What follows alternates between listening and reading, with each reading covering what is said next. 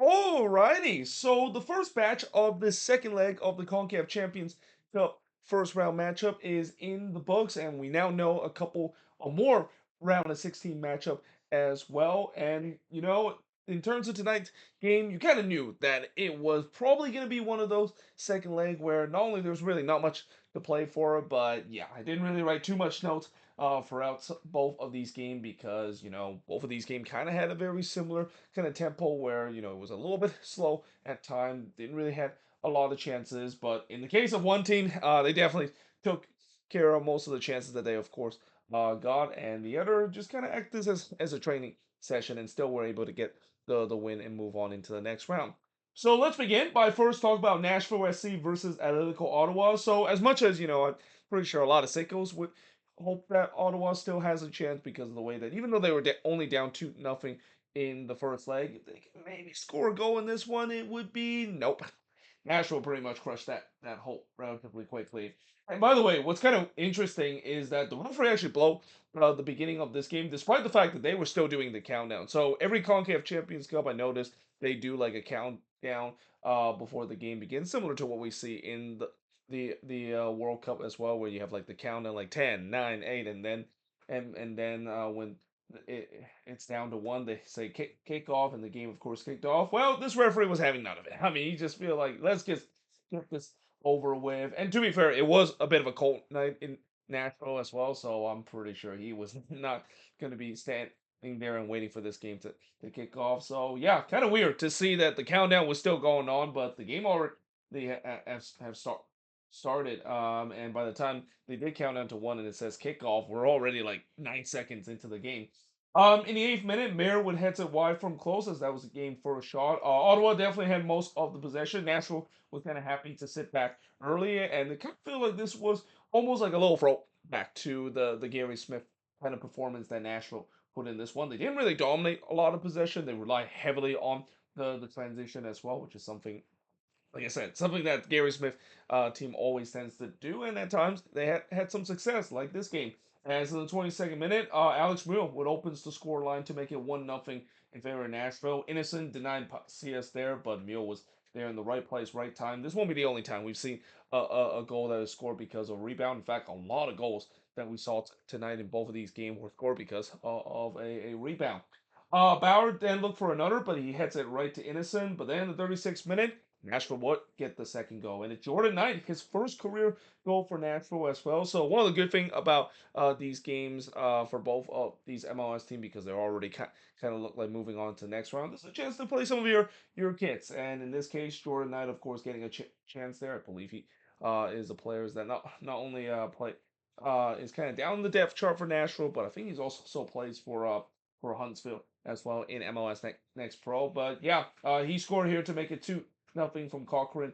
And yeah, this is one that I feel like the Ottawa goalkeeper should have done better. I mean, he got beaten near post there. Almost looked like he dug out of the way when that shot went in. But nevertheless, Nashville, of course, sticks to the 2-0 lead, and that will be the scoreline heading into the second half. 2-0 up, 4-0 up in the aggregate score. In the second half, Knight looked for another, but he hits it right to Innocent. Nashville continued happy to sit back and has really dissected this Ottawa back line, especially on the transition. And in the 55th minute, they would make it 3-0 as Pacias would score to make it 3-0 in favor of Nashville. Innocent would deny Quasim here, but this time, Pacias was the one that, of course, was in the unfortunate recipient of a save shot, but this time he's the benefit of getting a goal on the rebound, and just like that, Nashville were 3-0 up in this game. The good news for Quasim is he would, of course, get a goal later in this game. It feels like anytime you get denied by a goalkeeper, but your teammates will put it into the back net, it feels like you're gonna get your reward later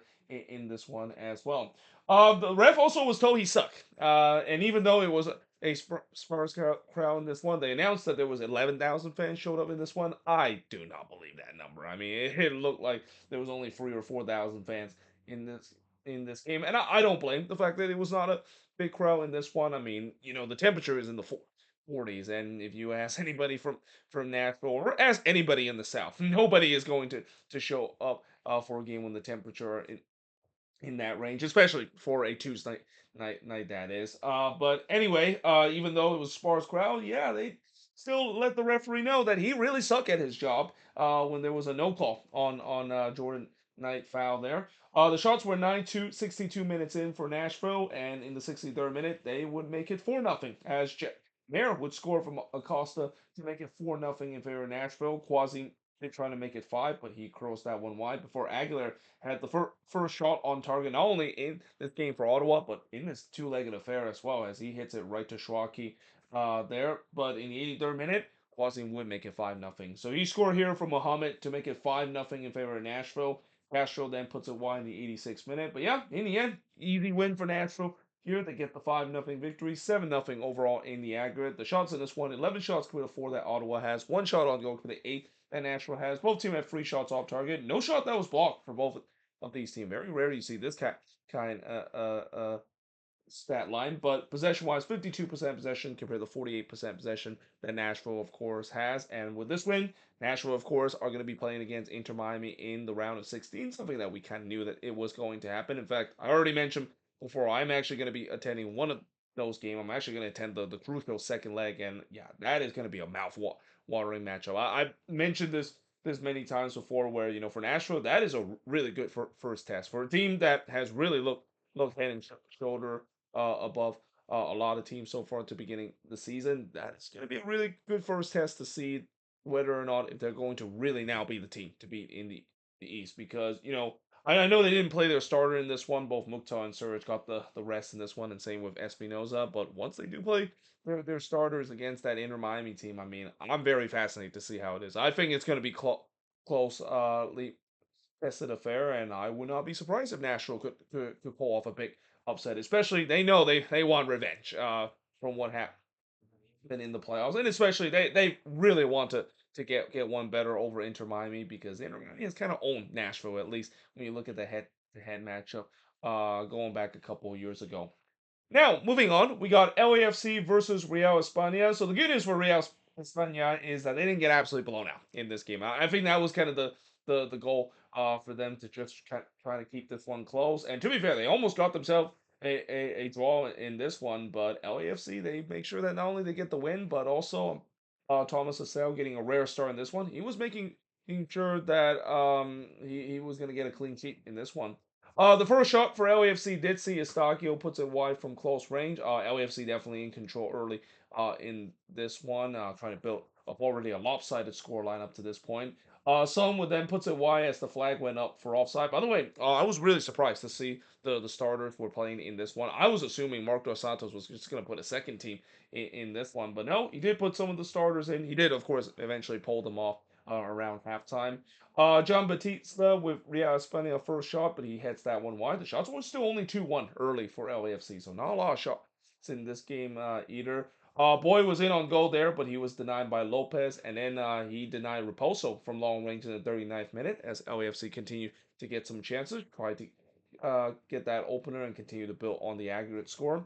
Valeto would then puts it high from long range. There was a shout for a penalty for LAFC, not given, but we do head to halftime with LAFC leading 1-0. In the second half, Boy would puts it wide from 8 yards out, and yeah, that is one that Tyler Boyd would want to have back. He was definitely one, and he knew that if he's gonna look back at that, he's got to absolutely bury it, especially from 8 yards out.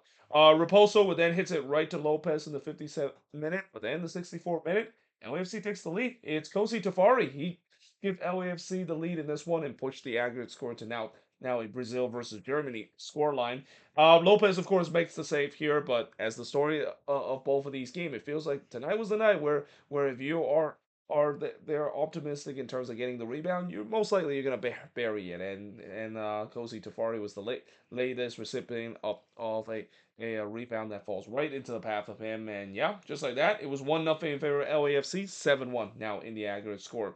Beaudry did look for another, but he puts it onto the roof of the net. LAFC continued to dominate the possession, continue to press for the second goal. Tillman would then hits it right to Lopez before Tafari would heads it wide from the corner in the 76th minute. Ordaz would then puts it wide on the curler, but then a penalty was given to Real Español as Nelson would brought down. Oh God, actually put two named there. I think it was there was another Real España player called Lopez in this one that was brought down in the box, and the Real España fans there, they I think the commentator mentioned the fact that it was a traveling fans was excited again.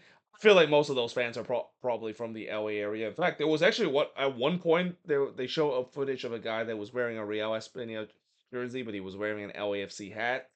Yeah, that was kind of interesting. But I guess I'm pretty sure he's probably an LAFC fan, but he is probably also rooting for his hometown town club. But it's not really the best look to see you root for both teams. That is, I always find it weird seeing fans do that, even if they are kind of rooting for both teams. Like in my case, I like both the San Jose Earthquakes and Minnesota United, and whenever they both play against each other. I don't wear like Minnesota United jersey and wear a San Jose Earthquakes hat because that's just not a really good look that is. But anyway, that Real España fans, they definitely was going crazy because again it just feels like with these minnows in the Concacaf Champions Cup, it's like what we see in the FA Cup as well, where when a minnows play against a Premier League side, it doesn't really matter what the score line is. If they can just get that one goal, they're gonna go absolutely nuts. And that was Real España fans. They were going nuts, thinking that they were going to finally score a goal against LAFC, but Thomas Hassau had other ideas because he denied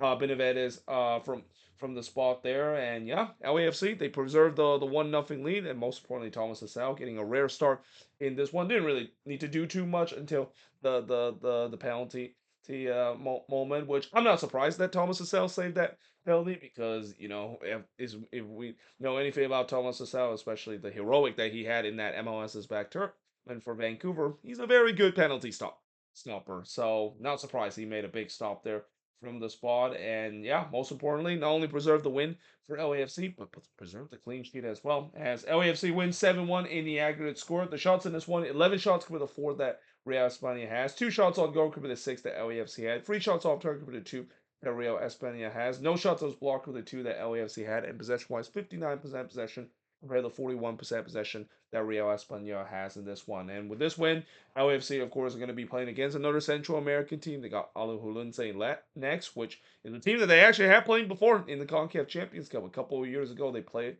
against Alajuelense. They were able to win that two-legged affair, so I'm pretty sure Alajuelense would like to get some revenge over LAFC, but there's no doubt LAFC is going to be heavy favorites in that one as well. In fact, I already mentioned the fact that LAFC have kind of a pretty easy road. In fact, both LA teams seems like they have a relatively easy road heading into the quarterfinal before they might have to face against a Liga MX opponent. And in the case of LAFC and where they are in the bracket, the Liga MX team that they might have to face if they are going to be able to get by Alajuelense is either Cruz Azul or Rayados. Those are two really good teams, especially one of those teams won the CONCACAF Champions Cup last season in Cruz Azul as well. But they'll definitely worry about it when they get to this stage. It's all about them continue to dominate in this competition, and the team that again I just think that between them and Inter Miami, and you can maybe even say about Nashville as well, those three teams that have looked really good so far in this tournament, and those three teams are definitely looking like the team that you can maybe say that they are going to be heavy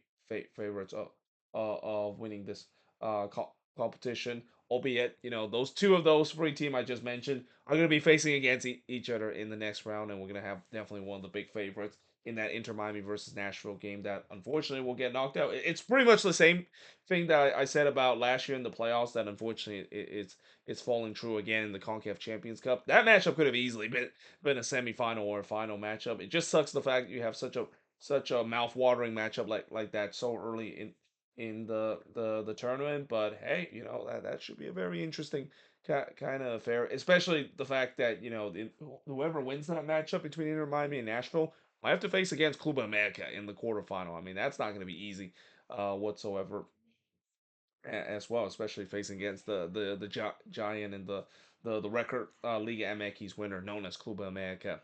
But there you have it. That is pretty much it when it comes to looking at both of these games. As always, let me know in the comments below what do you think of these games. Tomorrow we got a lot of games that's gonna happen once again in the CONCACAF Champions Cup. Well, I say that I think there's only gonna be 3 games that's gonna happen, but I know one of the game is gonna kick off at 8:30 p.m. Again, I do not like these late kickoff games, though I guess I gotta get used to it because I know in the World Cup there's gonna be games that's gonna be kicking off 9 p.m.